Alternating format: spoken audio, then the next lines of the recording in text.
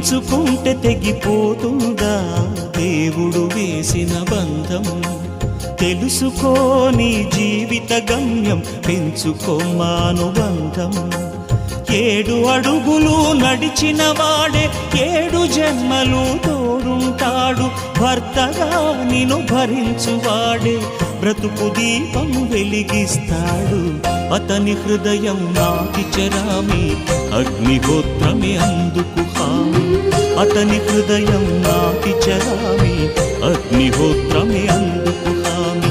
తెంచుకుంటే తెగిపోతుందా దేవుడు వేసిన బంధం? తెలుసుకో నీ జీవిత గమ్యం, పెంచుకోమానుబంధం.